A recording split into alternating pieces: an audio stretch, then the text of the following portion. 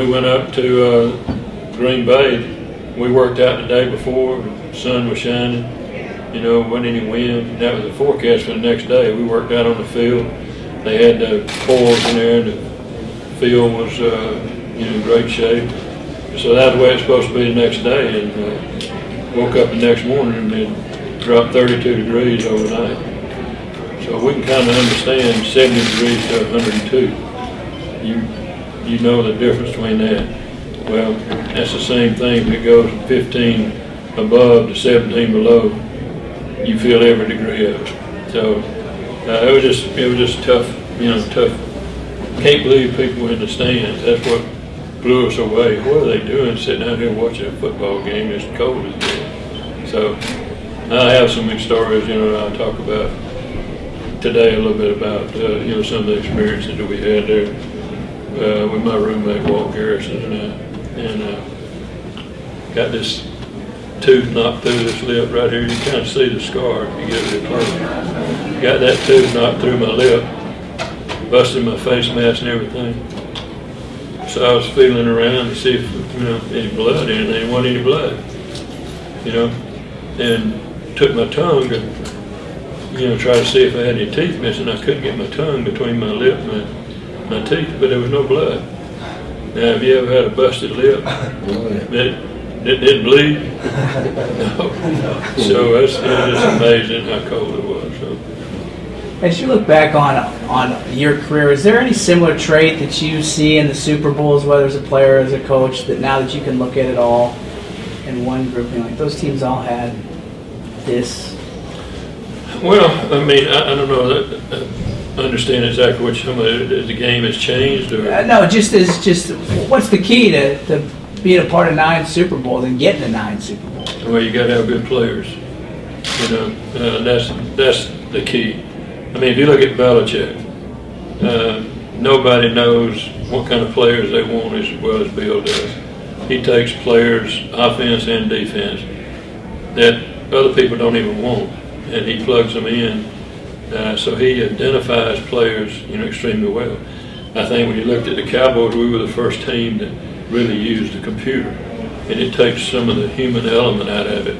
You could put a number on it, what you thought, but when it came down, they could spit out, without your heart being involved in it. It could spit out some numbers and tell you, give you a good answer as far as players. So I think that helped, to get the players, but it's still trying to see what, what's inside, and that was something that, Eddie, as a coach, I tried very hard to find out what kind of person, where you even go back, find out what kind of family they were, what kind of parents they had. All those things really, are part of, trying to figure out, what kind of player this guy's going to be. So I think that's the one thing that you got to have, and particularly with free agency now. With free agency, if you know somebody, just like if you take the Falcons this year, Shanahan coached at Cleveland. They got 2 really good players from Cleveland, through trades or through free agency that he knew something about them. That's the thing that you don't know, what kind of people they are, how hard they work, what their work ethic is. So, those are the type of things that, are so important with free agency. You spend an awful lot of money and you don't really know it. Then all of a sudden, money may be the greatest motivator, but he's not a good player, and you spend all this money on him. So free agency has definitely changed things a lot. How's Kubiak and Belichick? I mean, both those guys worked with you. How are they sort of similar and different? Kubiak and Belichick? Yeah. Well, of course, Bill. I'll tell you a quick story on Belichick. I just heard it about a month ago. Had the center. The center for the Green Bay Packers, anyway. Bill. Anyway, he's telling me that had Maxie Bond, was linebacker coach, the defensive coordinator for the Baltimore Colts. And they were leading the league in defense. And so Bill Curry is who I couldn't think of. And Bill Curry, called him up and said, "Boy, Maxie, you're doing a heck of a job." Said, "Congratulations, #1 defense." Said, "You must be really working your tail off." And he said, "No, not really." He said, "We got a young intern here that takes off all the film. He gives us this scouting report telling this is what we ought to do, this is what we should do." He said, "He's unbelievable." He said, "Oh, really? Who is that?" He said, "Bill Belichick."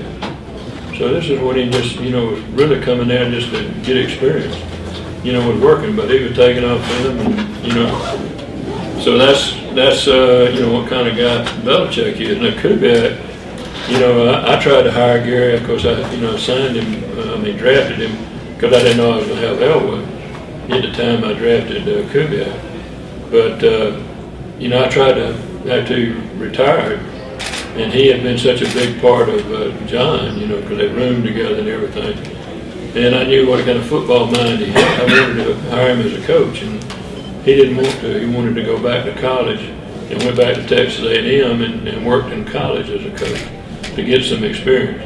And then Shanahan hired him out in San Francisco. So he really worked hard, to learn, the coaching profession. And it's just a shame that from health reasons, that, he had to, resign because it really changed not only his life, but the whole coaching staff, got to let it go. A year after winning the championship, you got a couple of guys, I think, that stayed, but most of the coaching staff had to, look for jobs. Well, you talking about coaching in New York earlier. How is it different coaching in New York than other places? People ask that question a lot, and they said, it's got to be tougher. I really felt like it was easier, particularly dealing with the press.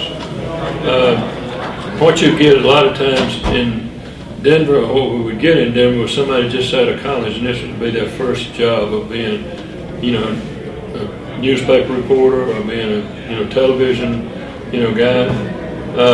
Where in New York, they'd all been there for, this wasn't their first rodeo. And so they didn't ask some ridiculous questions that you might get, when I first started out in Denver with some new guy, and they were trying to do the job, but they just didn't have that feel. So they really, I learned a long time ago, they're trying to do their job, and, you're trying to do your job, and you better try to help them do theirs, and they'll try to help you do yours. So they were really easy to work with, in New York. Now, it was a big thing. I mean, they had, a bunch of newspapers, and it was always headline, anytime something was wrong. It wouldn't be headlines if something went right, but if it was wrong, it was a headline. So, but, I felt like it was easier dealing with the, reporters that they had there. Probably the most unfair question anybody can ask you. Is there just one single memory, either as a player or a coach, that really stands out for you? Oh, gosh. Oh, I think, as a coach, certainly, going to your first Super Bowl. So the drive that we had in, 98-yard drive against Cleveland is something I almost remember every play, because, you don't expect to get the ball on the 2-yard line, and thank goodness I had some plays, listed, backed up, because we had some film of what they played, backed up. And so, to take it down and end up winning that game in overtime, and really a tough place to play, that's one of the memories that stick out, as a head coach. Certainly taking Atlanta for the first Super Bowl. That town, it started in 1966, and so your first Super Bowl they go to is 98, so that's a long time, so that was exciting. From a player's standpoint, I think in 66, being a free agent in 65, just barely making the team, and then starting in 66 and scoring 16 touchdowns, was quite a thrill, to say the least. I mean, I never played running back before. Well, I take it back. I played running back in high school when I was a freshman. and we went up to Macon, Georgia to play a B-team game, and I was a tight end. And a kid that was a running back, one of the running backs, had two running backs, and the kid that was a starter left his shoes at home. And so the coach came to me and said, I want you to play running back. I'm going to get to touch the ball. He said, yeah. He said, when the right halfback carries it, I want you to play left halfback. You move over to right halfback. So that was my experience of playing running back till I went to the Cowboys. And I really signed with them as a defensive back. And I played quarterback in college. But they had Jerry Rome, Craig Morton, Don Meredith. I mean, they drafted Craig Morton #1 and drafted Jerry Rome later, who led the nation in passing. So I knew I was going to play quarterback. So, thought I had a chance at defensive back, but then we got a bunch of running backs hurt before we scrimmaged the Rams in a scrimmage. And I ended up, playing as a running back. And that was really my first time, playing running back. So to end up in 1966 scoring 16 touchdowns, and we had the record for most points up until Emmitt Smith and that group came along, and they broke our record. So that was, kind of throwing us the halfback pass in the Ice Bowl. That was quite a thrill. But if I hadn't completed it, he was so wide open. It would have been my most embarrassing moment. So, I had a lot of great memories, but those certainly stick out. There's a lot of talk about greatest quarterback of all time right now, and a lot of talks about Tom Brady. You coached a great one in John Elway, and I remember watching that Super Bowl. I was actually in New Orleans that day, and Joe Montana lighting it up. Who would you say is the best of all time? Well, I think, first of all, if you go back, the game is totally different. I mean, the rules have helped make the passing game a lot easier now. The protection of the quarterback, the receivers can run free, at the 5 yards. I mean, they used to be bumped all over the field unless the ball was thrown, to them. So to take guys like Sonny Jurgensen or even Don Meredith, who I played with, I think if we'd have gone to the Super Bowl and, won it, Meredith would be, in that conversation too. Because when you see a quarterback that goes to an expansion team, and turns out goes to playoffs and goes to Super Bowl, he's done a hell of a job because you started from scratch. Right. Nobody wanted those players that they, gave him. He was drafted there. So, I mean, Sonny Jurgensen, Fran Tarkenton, Johnny Unitas was my hero. I played quarterback in high school. I wanted to be just like Johnny Unitas. He was the best. Best. I can see that playoff game now between the Colts and the Giants, and see Unitas throwing the football. He was just an amazing quarterback. So I think it's hard to come up and say quote who's the best, because the rules have certainly changed. I played with some that I know personally, like I said, Meredith, Staubach, Elway. Those three guys, I would have never won 200 and something games if not for those guys. Right. No way. And so, to me, now, Staubach won, Super Bowl, and then John finally, won 2 back-to-back, Super Bowls. And that's what people kind of drove. For what Brady has done, you can't argue, that he might be the best, or is the best. I couldn't argue that.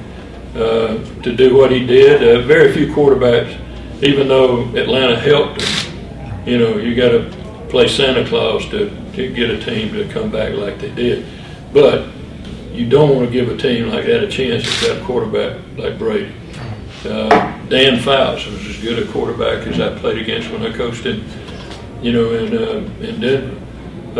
Those kind of guys, they can. When momentum changes, old Mo is fickle. He gets on the wrong side, it's hard to turn him around. So, but yeah, Brady's got to be. I think they ought to take Belichick and Brady, and not even vote, put him in the Hall of Fame. because, I mean, look what they've done. I mean, how can you not have them, in the Hall of Fame? I mean, both of them. So a lot of respect for what Bill has done. In the free agency time, it is so much more difficult. Now, I think Brady helps him a lot there because he didn't want the big contract. His wife makes more money than he does. Right. So he didn't ask for the big contract, and so they can sign some other players in other positions. And the thing Belichick does, if they're going to hold out for more money, they're gone, and he'll find somebody to replace them. So Brady's got to be up there because that's incredible. Peyton Manning. I mean, Peyton definitely makes people around him better. And that's what good quarterbacks, should do. Staubach, Roger was, he's just like Elway. To me, they were just exactly like I'd be there watching on the sideline with John. I'd go, no, yes. He'd just do something, you think, golly, what the heck is he doing? And then all of a sudden, he'd scramble out and, just make great plays. So, and Staubach was the same way. Just had unbelievable talent. So, I mean, I could probably put 10 guys up there, and I could make an argument for 10 guys to be the best. And some of them didn't have those winning records. Sonny Jurgensen, he didn't really have that great of a career as far as wins, but I'm telling you what, when you played against him, he could fling it now. And with the best of them. So, in Montana, I was down 35 at halftime in Montana. So, I remember that game. Speaking of the best of all time, I do too. Long as halftime. Speaking of those best of all time comments, I know Tony Romo a couple of years ago had said about our local guy Jason Witten that he might be the best Cowboys player of all time. I mean, how do you see Jason sort of stacking up with some of these guys? Tell you what, he'll be good at commercials. Does a heck of a commercial. I love his commercial about his hat. But Jason, again, Ditka, helped us win a Super Bowl. We needed a toughness that we didn't have. We were kind of a finesse football team to Coach Landry. Made a trade for Ditka, and he made us a tough offense. He didn't take anything from anybody, and he was, a great player. Could have very easily, when we won our first Super Bowl, could have very easily been the MVP. Billy Joe Dupree was a great tight end, back when I was there coaching. But Jason, is a group by himself. What he's accomplished and how he's done it, and the way he's done it, by being such a gentleman, of the game, and giving back, exactly what Coach Landry, wanted us to be. That's exactly what Jason Witten has been for, the Cowboys. He is the ultimate team player. He's very unselfish. Just a great talent, And I can tell you that if you ask Romo, who's your favorite receiver, when you got a tight end that you can go to, that helps you become a great quarterback. So I think Romo would definitely, say that's his best receiver. You mentioned a couple more, maybe two more. You mentioned Ditka and his toughness. The players today seem a lot bigger, a lot stronger, faster. But when you think tough guys, you think players from a different era. Who's the toughest player you ever played or coached against or with? Probably the worst game that we played every year was our inter-squad game. Coach Landry would have us play offense versus defense. He had a scoring system, and the winners would get steaks for dinner, and the losers get hot dogs. And that's all we played for. But Leroy Jordan, I mean, we live 50 yards from each other. We'd go to work together. Our wives are best friends. So, I mean, we were really best friends. And we had an inter-squad game, and I ran a trap play up the middle, and he hit me, busted my face mask, busted my lip. I'm bleeding on Joe. I said, Leroy, what the hell are you doing? I said, it's an inter-squad game. He said, if my grandmama put on a helmet, I'd knock hell out of her too. So, you know, Leroy was as tough as they come. Randy White, you know, was as tough a defensive player that I've ever played against. He had all of the things that you look for: speed, strength, quickness, you know, everything. And he was mean. You know what I mean? He wasn't nice to anybody. He didn't pick people up. He didn't do anything. If Bob Lilly had been as mean as he was, they would have had to outlaw Bob Lilly, because Bob Lilly was unbelievably talented. But he would hit somebody and then pick them up. You know, he was just the nicest guy in the world. He was extremely, you know, quick. So I think we had a lot of guys in there. Probably the best linebacker that I played against, and you know, I played against Nitsky, and I played against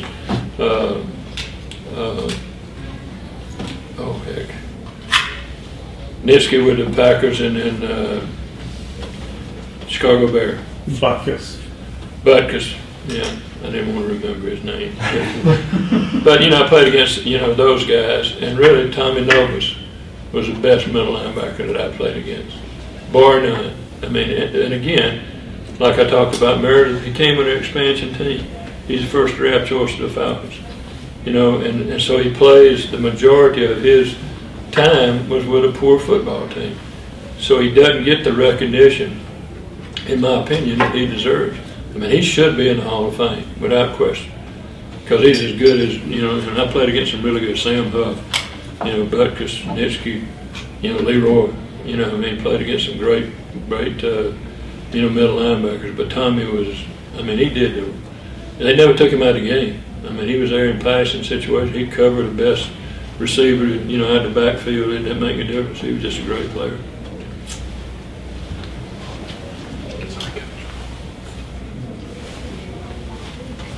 I just got one question, not football, but about what we're doing today and helping in this Super Bowl for the hungry. Talk about that. Well, I tell you what, after looking at all the things that he accomplished in 2016, the United Way and the Super Bowl, and gosh, looking at the things you've done, I don't know that you need any help. I mean, this is by far, and I've been involved in a lot of, you know, speaking of United Ways and, you know, Salvation Army stuff. I mean, yeah, it's incredible what y'all have accomplished, you know, here in this area. So it's great to be a part of it, and I can see after meeting a lot of people and, you know, going over to the, you know, president's house and meeting some of the people there that, you know, make it possible. Very well organized. Gosh, and to raise the type of money that you raise for this community, it speaks volumes right there. So I'm just glad to be a, you know, a small part of it. I hope I don't hurt any of the contributions that people are going to get. So hopefully I'll do a good job and, you know, won't hurt you. All right? Coach, can I ask you a question? I was a little late. I apologize. Okay. Tell me a little bit about the Super Bowl. I guess with the Falcons, I guess you were glad. This may have been asked already before. Falcons being back in it, and the second question of that is Brady and Belichick. Are they the best that you've been around? Well, let me preface it first of all by saying that the starting center for the New England Patriots is my wife's nephew. Okay, so blood's a little thicker than, you know, the allegiance I have. So we were definitely pulling, you know, for the Patriots because of David Andrews. But from the player standpoint and seeing how they started, you know, I've watched the Falcons all year, and just incredible what they have done, particularly offensively. And the defense is getting better, you know, as the season went along. And they're, you know, definitely a young team. But what they have done, Matt Ryan's a super guy and a super quarterback. And, you know, so from those standpoints, they're guys that Julio, you know, you see them perform. Alex Mack came in and, you know, what he meant for that, you know, team. Kyle Shanahan did an unbelievable job. I mean, everybody talks about what he didn't do, but they would have never had the lead that they had if it, you know, hadn't been for Kyle.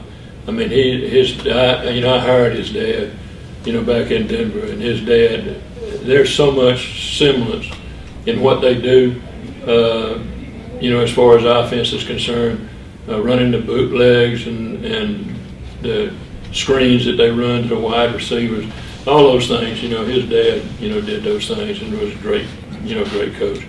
So they were fun to watch. And the only way you can lose a game like that is it's not so much what the Patriots did, it's what you didn't do.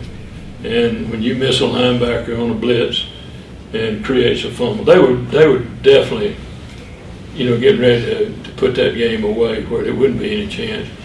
And they knock the ball loose and give them a short field, and they score real quick.